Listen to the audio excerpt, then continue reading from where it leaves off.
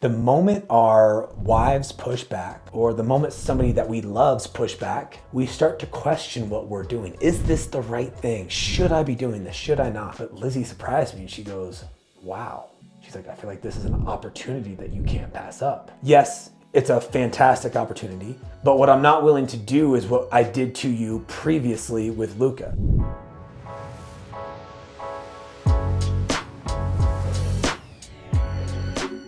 Welcome back to the Become the Standard podcast, where we talk about having a marriage that's on fire, being an incredible father, and making a shit ton of money, all at the same time. Now, it's been a minute since I've recorded a podcast. I feel like one of the last ones I did was one of the long form videos I started to do last year as I launched Become the Standard. And I took a little bit of break. Me and my wife, Lizzie, we've put together quite a few podcasts talking about some of the difficulties that we've had as a couple and the experiences that we've had over the last year. But this one's going to be a little bit of a solo episode. And the thing that's kind of been weighing on me right now is this experience I'm getting ready to embark on. So at the end of 2023, I've been working with my coach and Garrett J. White, and he's got his headquarters out in Dana Point. And about once a month, I would head out there. I'd go out to Dana Point and we would have what we would call the production meetings. And that's where we would set our monthly targets for the upcoming month across all domains of our life, in our health and fitness, in our relationships, in our connection with God, and then in our business. And there's something powerful about these meetings where you're getting clear on the targets that you need to set so that you can help achieve and obtain whatever you're trying to do over like the annual basis, your annual goals. But prior to that meeting, I got a message from Garrett in the software that we use. And he just posed a few questions, asking me about the most money I've ever made in real estate. And what I thought he was going to do was get ready to talk about his new syndicate program, which is his newest program this year. Well, between Thanksgiving and Christmas, things came up and there just wasn't a lot of conversation. But when I saw him out in Dana Point and we were crossing paths, I stopped. I was like, yo, what's up, man? I was like, you sent me a message and then things kind of fell off. I was like, what was that all about? Because I'm not one to just like sit back and wait. Like if we're going to interact, then I want to know what the fuck's going on. And he's like, I was like, I wanted to talk to you about the syndicate program, Garrett. Is that what that about? And he's like, no. He's like, it's something else. He's like, I know you're getting ready to have a kid in March and, logically this doesn't make any sense, but I wanted to present an opportunity to you. I want you to basically come out here for a year and be my protege. I want you to run alongside with me for an entire year. I'm going to show you all of the front end stuff here at Wake Up Warrior.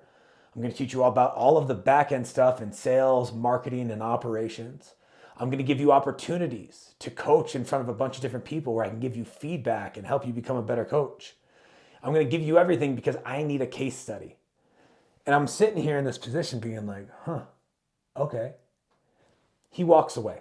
The conversation gets cut off and I'm sitting there being like, fuck. There's no closure to this. So that's the first day of this production meeting, and it's on a Thursday. So Thursday, I'm kind of going through this whole thing, and I'm talking to some of the guys out there just about the syndicate program. And one of my buddies, Hans, he's like, "Hey, I can see your brain's kind of working, thinking about that syndicate program. What's going on?" I was like, "Bro, I don't know if I can afford it right now. This program's $20,000 a month."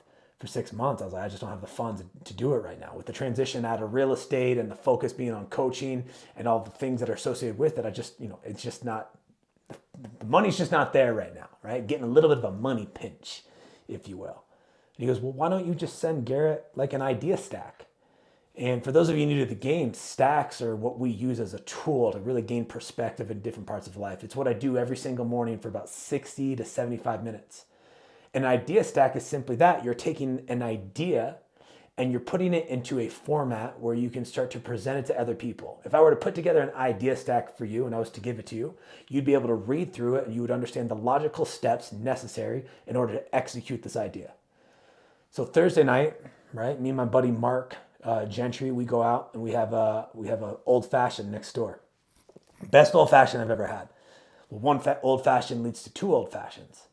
And usually these days are long, man, right? And I'm not a big drinker, but it's the holidays, so we go out and have these too. And I get back to my hotel room and I'm just exhausted. But there's this nagging voice in the back of my ear, and it's just talking. And it's like, you need to do that idea stack. So I spend the next 60 minutes putting together this idea stack, and the words are flowing out, the ideas are coming. I'm making a case of why I should be able to do syndicate.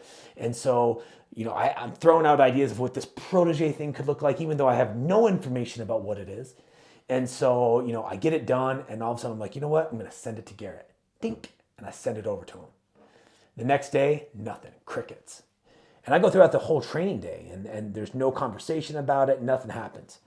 Well, about 5:30 rolls around, I got to get ready to leave for the airport, and it's the last breakout group of the day. So Garrett's sending the boys out to the deck, and I'm sitting in the space packing up my bag, and he stops me, pulls me up, and we have a conversation about it.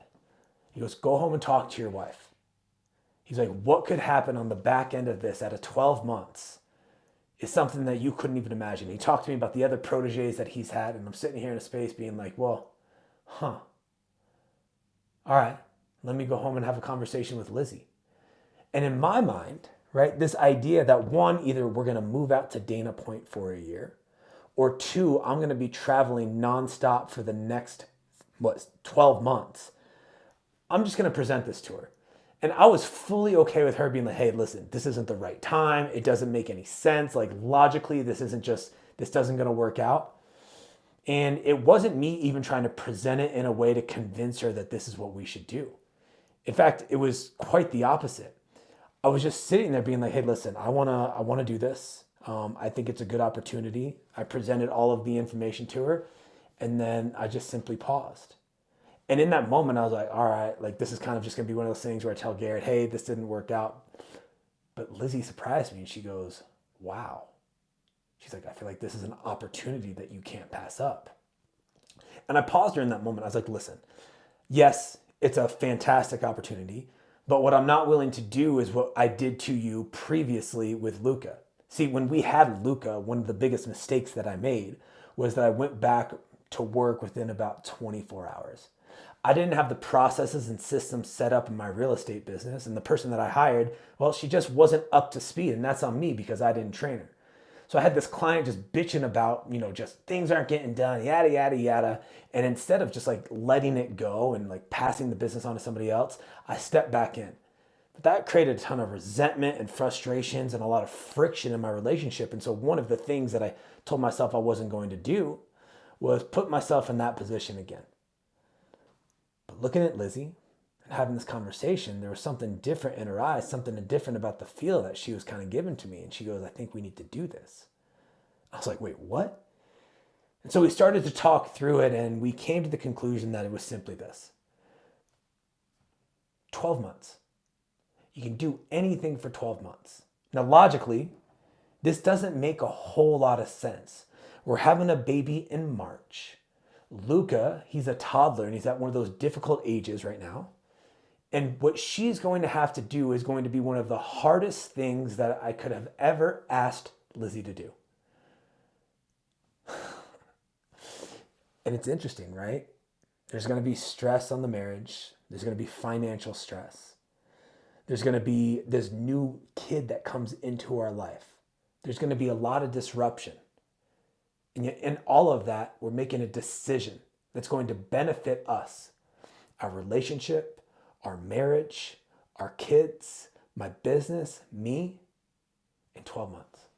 It's fucking wild. And so this week is the start of the whole thing. Well, I guess last week was. I was on some of the virtual calls with Garrett. But this week I go out to Dana Point. I'm out there Tuesday through Saturday. Tuesday I'm with Garrett running calls, and we're working on stuff. Wednesday's the syndicate all day meeting from like 8 to 5. Then it's Thursday, Friday, 8 to 5, both days with him. Not to mention I'm working out with him in the morning. I'm probably hanging out with him in the evening. Saturday morning, we're going to do a debrief, a walk and talk on the beach, all while managing my business back here, trying to grow my own coaching company. It's a heavy lift. It is a heavy lift. And to say that it's one thing to talk about something and to get Lizzie on board with these things. And I'm blessed to have that from her. I really am. Like for her to be like, yeah, I think we should go do this. But the moment the calendar changed to 2024 from 2023, because all of these decisions were made in 2023, between Christmas and New Year's, that's when all of this kind of came together. The moment it changed 2024, I saw something in Lizzie start to change. I could see the fear and the doubt and the insecurity start to pop up. And I don't blame her. I don't blame her at all. This is not a small workload. This is not like a small lift. And so recently, like, there's been a lot of resistance in our marriage. A lot of times, like, I think I've seen other people, and myself included, where the moment our wives push back, or the moment somebody that we love's push back, we start to question what we're doing. Is this the right thing? Should I be doing this? Should I not? And that certainty that we once had, the excitement that comes along with something like this, because there is going to be excitement. The excitement that comes along with something that starts to wear away, and what you're left with is the reality of what you're going to have to actually do. That's the biggest thing about goal setting, is like people love to talk about the goals. And then Monday rolls around and you're faced with your goals and the work associated with it, and all of a sudden it becomes overwhelming. This was no different. I see this whole dynamic shift in Lizzie, and now we're fighting. To the point where, like, one of us is sleeping downstairs, the other one's upstairs. There's things that are being said, voices are being raised, there's tears coming, and a lot of this is just us being in this spot. And it's January. It is the first week of January. To think this is going to get easier, it's an understatement. But here's what I do know, is that there's an opportunity for us to not only work through this, but we can thrive through this. Like, communication is going to have to be on point. Grace is going to have to be very present. Our ability to talk about what we need, I guess that's communication again. Prioritize one another when I am here. Me carry more of the workload when I am here. Like, there's a big lift on her, but there's a massive fucking lift on me too. Like, it's not like when I get home, it's like, back from Dana Point, time to relax. It's like, no, I'm back from Dana Point, and it's time to invest in my marriage, and invest in my son, and invest in my business, and to do the chores around the house to alleviate the workload that Lizzie had just been so accustomed to doing every single day, giving her space to go out and do her own thing so that she doesn't burn out. All of this is going to be happening at the same time, and so logically, this doesn't make a lick of fucking sense. But logic isn't always going to get you to where you want to go. Sometimes you have to lean on your faith and trust that your faith and your calling and what you're supposed to be doing, even though it makes zero fucking sense to be doing it, you just step into the arena and you figure it out. And that's where I find myself right now. I find myself in a place of like, you know what? This probably isn't the best idea, but fuck it. I'm going to make some main character decisions, and I'm going to take the path less traveled. Because if you want a normal life, you do normal things.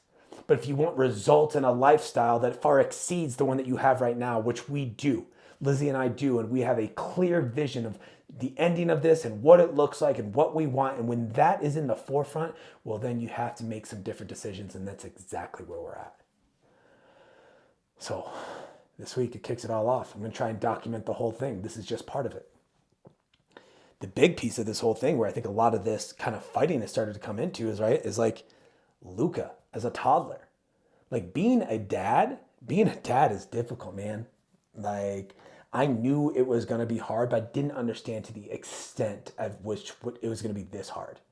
And I love it. Like, I truly love it. I never really wanted kids, like, at all. But Lizzie and I started to have a conversation. I loved her so much. And so when, like, week 3 of us dating, when she presented basically an ultimatum, was like, hey, if we're going to be together, I'm going to want to have kids. And I know you don't want to have kids. So why don't you go ahead and think about it and then call me. Call me when you make a decision. And so I did. Right? I was sitting there. I thought about it. She told me this on like a Thursday at yoga. She was acting all weird. And so Friday I sat with it. And Saturday I texted her. I was like, yo, what's up? Let's hang out. Nothing. And so I texted her again later that day. Nothing. Sunday morning, I get a text. She's like, I told you to call me. Like, this is the most direct Lizzie's ever been, but I called her and she's like, well, do you have an answer? I was like, yeah. I was like, listen, I can do kids. I was like, how long are you thinking? Like, a couple weeks, a couple months? She's like, I don't know, like 5 years. No kidding. About 5 years later, well, we had Luca. And I love it. But what I didn't expect is like the difficulties that come along with it. Like, marriage is already hard. You take somebody else and you bring them into your life, something that is already like sustainable, something that you know, and you bring somebody else into it. And now all of a sudden you're worried about not only yourself, the other person, but hopefully the couple bubble as well. And so moving in together and changing your lifestyle and like, having different layers of like your habits and your routines and the way you do things and the way I do things. Like integrating all of that is really, really difficult. But when we had a kid, it got even fucking crazier. Like I'll never forget. I'll never forget like the few weeks, like the last few weeks where it was just Lizzie and I before we had Luca. We're sitting there, things are great, and then there is this underlying anxiety, and I just stopped sleeping. Like I would wake up almost every morning around like 2 a.m. Not intentionally, I just couldn't sleep because I kept thinking about like, oh shit, this is about to get real. We're about to have a kid. And no matter how many times parents gave me the worst advice of just like, you'll figure it out, I was still terrified. And when we brought Luca into the home, right, like it's wild that how much toddlers will like test your own outer limits. And I think that's what he's doing. Not only is he testing his own outer limits, because his most recent thing that he's doing, which is having a massive impact on Lizzie and I's marriage, is that he doesn't want to sleep and he doesn't want to eat. But the reason he doesn't want to sleep is because he doesn't want to eat. And so Lizzie's taking like classes to figure out how to make him not a picky eater. I'm trying to support her in that. And when he's, waking up in the middle of the night, we're trying to figure out ways to put him down in bed so he doesn't become clingy to us. But one of the biggest fights that we had recently was at like 2 o'clock in the morning. 2 o'clock in the morning. My thought was like, okay, this kid just woke up. I'm going to be gone next week. I'm going to go in and do some of that heavy lifting that I had mentioned. I'm going to take care of Luca. I'm going to get him back to bed because my wife is in the 3rd trimester. She's probably tired as fuck. And I want to make sure that she gets some sleep because she does not do well on like sleep deprivation. I can handle it. Like I can go a long time on sleeping just 6 hours. Like it's kind of my sweet spot. She cannot.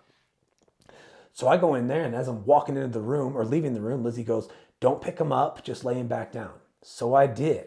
Laid him back down in the bed. He's just sitting there, right? Eventually he falls asleep. As I'm walking out, kid starts crying again. What's the first thing that goes through my mind? As a dad, I'm like, fucking kid, right? Like I love him, but goddamn, man. So I grab him because I want Lizzie to be able to get some sleep. I lay down with him. I fall asleep for like an hour. I wake up. It's like 3:50. I put him back down. He's nice and asleep. I got like, oh man, you're so cute. Put him on the ground or on the ground. Yeah, we're kennel training our kid. I put him on in the crib. And as I put him down, I start to walk out. The door makes this sound, wakes back up, which means Lizzie's up now. So this is like the 3rd time in 2 hours, but Lizzie is not happy now. So I'll go lay down because we're going to let him cry it out a little bit. Long story short, even though this is a really fucking long story about a kid crying, Lizzie gets mad at me. She's like, don't go in there and like pick him up again. We're going to create bad habits. I don't know how I'm going to handle this when you're gone. And it was in that moment where like the anger and the frustration and the fear started to come out and the resentment started to pop up. And this is like at 3 o'clock in the morning. And so this turns into an argument where we're just both just bickering at each other about it. And for those of you who have kids, you'll get this. For those of you who don't, well, if you do, you'll fucking get it. And if you don't, well, you probably won't. And don't tell me that dogs are like kids. They're fucking not. You can actually put dogs in a kennel and you can leave the house.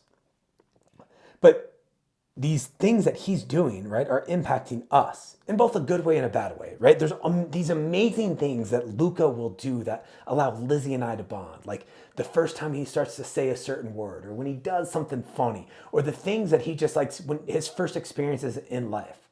Like that's amazing for us to sit with and experience. But on the flip side, right, like the hard shit's going to impact us too. And so one of the things that I've started to realize, like you have to make space for your partner to just fucking be in a bad mood. Like not everything is like an attack on you. And at the same time, it does just because you're in a bad mood and the kid's doing something doesn't mean you have the right to raise your voice or get upset with your spouse either. Now that's going to happen from time to time. We're not perfect. I'm nowhere close to being perfect. I'll be the first to admit it. I fucked this shit up a lot. But here's what I will say. You have to get to a spot where you're aware of what's going on.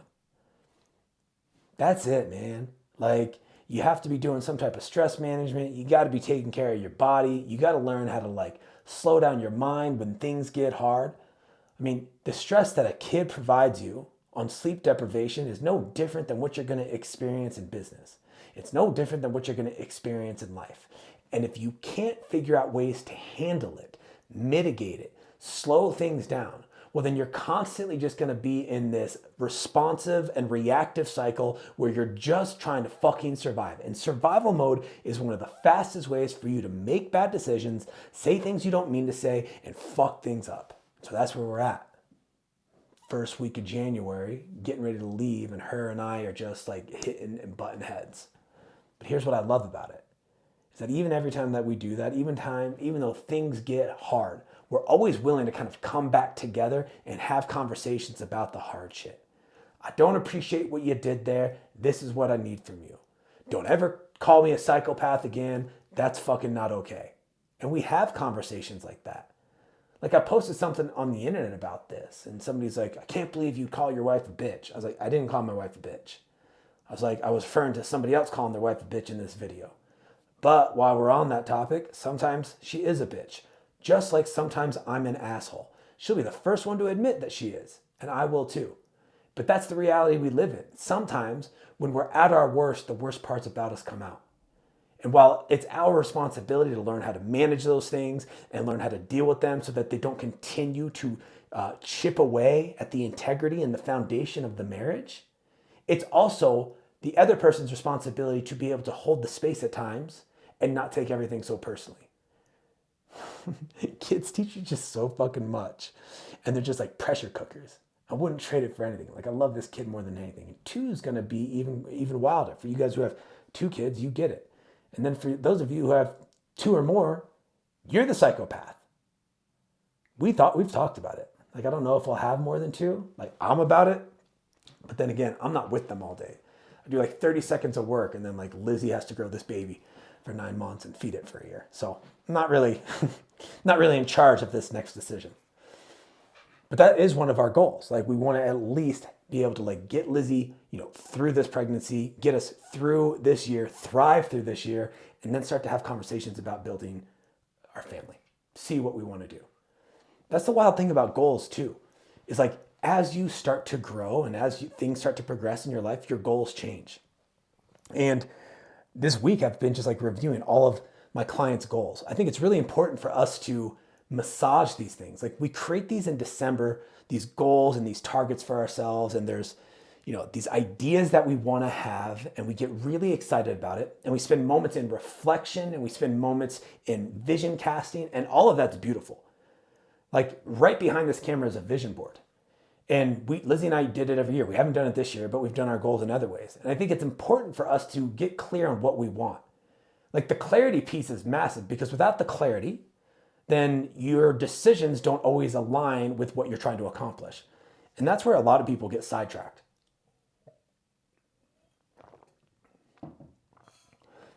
They tend to either not get clear on their goals, or a big one, their goals are complete fucking bullshit.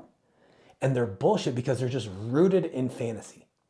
One of the things most people want to skip when it comes to goals, and if you're sitting here watching this and we're in January or February, you may have to revisit some of your goals. But one of the things people want to skip is the foundation of like what they're building them on. Like, what are the facts of the current places in your life? Like, what are the facts about your body? Like, are you just grossly are you morbidly obese and you're going to have a 6-pack in 12 months? That's probably not even a realistic goal. Do you have any clue on even how to work out? Like, you want to do a bodybuilding competition, but you've never lifted a weight in your life. Like, that's a fantasy goal. But if we can start to get clear on the foundational facts of where we're at, well then, yeah, we can build goals and stretch goals and build an impossible game of something where we would fundamentally have to become a different version of ourselves in order to accomplish it. But there's a massive difference between fantasy and like these goals that are going to stretch us and pull us and try to drive us into, abundance. And that's where a lot of my clients were sitting. Like, either their goals weren't clear or they're a complete fantasy. Now, the ones who aren't clear, the reason they're not clear is a lot of the goals that they created were habits. I'm going to track my macros 7 days a week. I'm like, okay, that's great, but that's a habit. Or they're like, I'm going to take my wife, we're going to have a more connected and deep marriage. Love it. What does that mean? Because if it's not measurable and it's not trackable, then it's not actually going to be a goal that you can track or goal that you can live into. So we have to get to a spot where we start to create goals and not habits. Now, the habits are going to support the goals. The habits are going to help you get to the goals, but the habits are not the goals. One of my goals for 2024, right, in my body domain is to be 10% body fat by my 40th birthday in May. That's the goal. Now, the habits that support that is tracking my macros 7 days a week, one cheat meal a week, no alcohol, focusing on my sleep, weightlifting. Like all of these are the things that support that. So the other part about this too is like these habits that support the goals, many people, man, for the longest time, I strived for perfection.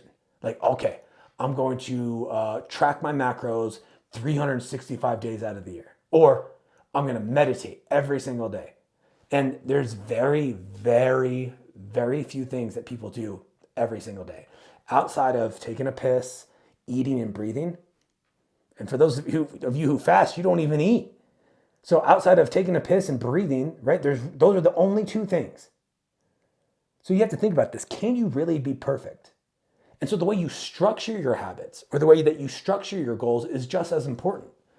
One of the goals that I have in my marriage is that I want to take Lizzie on 18 date night experiences this year that are planned by me. Date night experiences are not just dinners. It's where we get to go do something fun. We get to hang out. Maybe we go to dinner or we go grab dessert, but it's an experience. And 18 of those. I didn't say 2 a month. I didn't say 1 a week, and that's intentional. The difference between structuring it 1 a week or 1 a month or whatever the case may be versus 18 a year is that it gives me some leeway. Like when we have a baby in March, I highly doubt Lizzie's going to want to go on a date night experience in March or April. Probably not even May, which means I've taken 3 months away, which means I got 9 months to do 18, which means I can do 2 in some months or I could do 4 in another month. It's just going to be dependent, but it gives you a buffer to move these things around. Because what I do know is that when we strive for perfection or we create targets or habits that, are not even, they don't even give us the ability to have any buffer at all, the moment we start to get away from those, we start to feel like we're a failure. And those negative self-beliefs can start to compound. When you start to do it of like 18 a year, well, it gives you the ability to speed up the pace or slow down the pace. And that allows you to maintain control.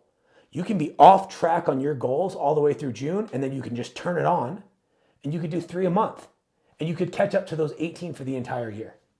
So the way that you structure your goals, the way that you sit here and structure your habits, it matters. And if you haven't gone back and revisited your goals for 2024, I would highly encourage you to do so. We held a 3-day event, and by we, I mean me, held a 3-day event in late November where we sat down and over the 3 days, we got really clear about the facts across all 4 domains of our life. Like what are the facts about our health and our fitness? What are the facts about our spiritual connection, our connection with ourselves? What are the facts about our marriage and our relationship with our kids? And what are the facts about our business?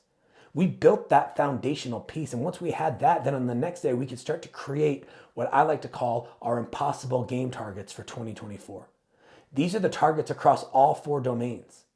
And once you have the facts, right, of like where I'm at right now, and then you have these visions and these goals of where you're going, well, now you've established this gap, this space between the two. And now we can start to fill in the habits in January, fill in the habits in February, build the habits in March, and each one of these months stack on each other.